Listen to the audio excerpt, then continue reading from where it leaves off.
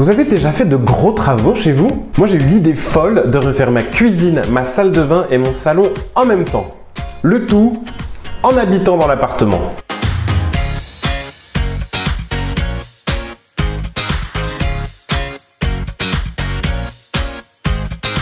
Alors voilà, on est le 10 juin et je signe le devis pour mes travaux qui démarrent le 20 juin. Mais tout ne va pas se passer comme sur des roulettes, sinon c'est pas drôle. Étape 1, la démolition. Le premier jour, une équipe de Moldaves, probablement sans papier et ne parlant pas français, débarque dans mon appartement pour tout péter. C'est donc naturellement que le soir, en rentrant chez moi, j'ai eu pour la première fois envie de me mettre en position latérale de sécurité. Plus de cuisine, plus de salle de bain.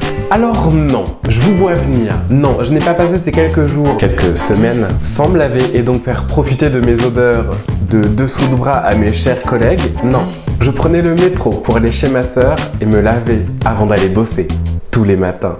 Là-dessus, je me commande sur internet une magnifique machine à laver séchante pour ne plus avoir à exposer mes dessous dans le salon.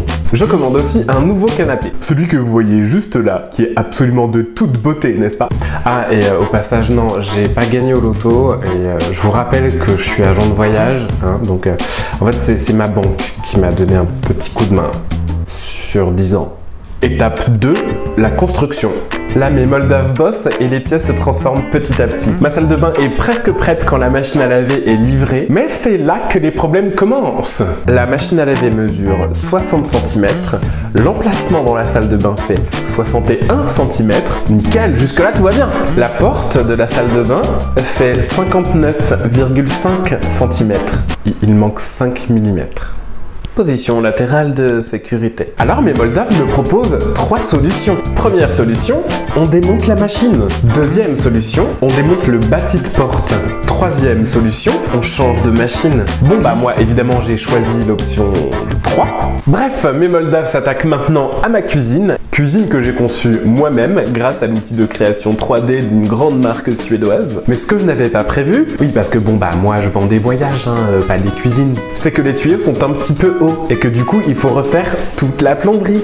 Conséquence, retard, augmentation du budget, ça rase. Position latérale de sécurité. Allez les Moldaves, on s'attaque maintenant au parquet du salon. Alors je vide tous mes meubles et je les déplace donc dans ma chambre. Ma chambre qui ressemble donc à un garde-meuble sur la Nationale 7 où je dois escalader un monticule de caisses et de sacs pour accéder à l'objet le plus important de toute la pièce, le tiroir à chaussettes. Mais les Moldaves assurent et finissent le parquet du salon en une journée et prévoient de faire l'entrée le lendemain, jour de livraison du canapé. Celui que vous voyez là, qui est absolument de toute beauté.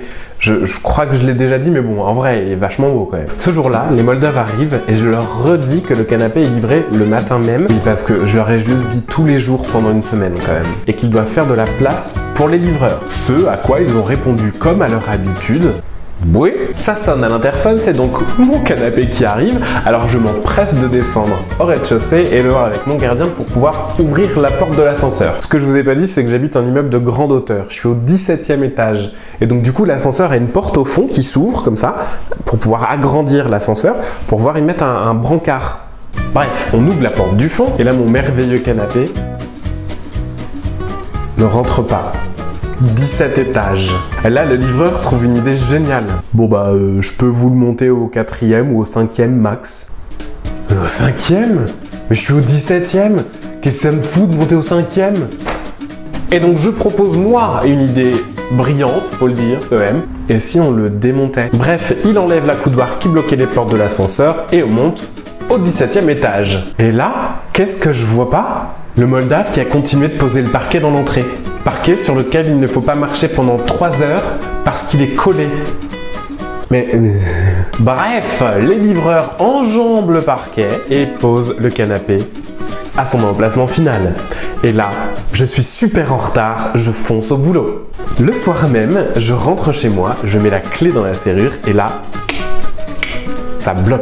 Ne me dis pas que les Moldaves sont partis en claquant la porte et en laissant la clé de l'autre côté de la serrure. Ils reviennent donc pour se débrouiller pour ouvrir ma porte avec un plastique d'emballage. Note pour plus tard, il faudrait que je pense à sécuriser cette porte parce qu'on peut rentrer facilement par effraction chez moi quand même là. Et là, excédé par une journée de merde, je vais dans mon frigo pour me prendre une bière. Ma bière est chaude. En installant la hotte dans la cuisine, ils ont coupé les fils du frigo. Je venais de faire les courses.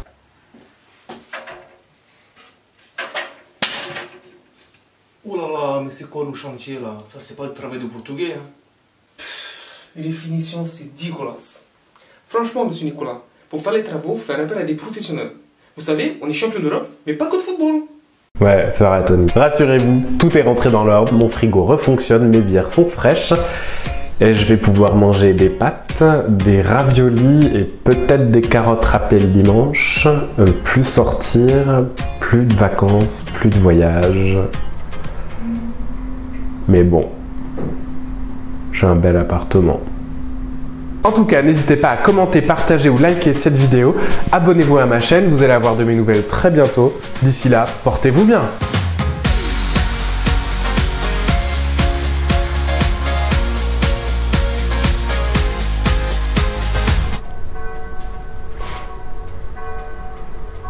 Mais midi, ouais, c'est ça. Les cathos, ils ont faim à midi.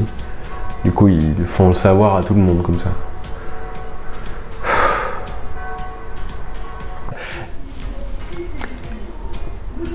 Ah bah voilà, maintenant on a le cirque Zavata. Après les cathos, le cirque.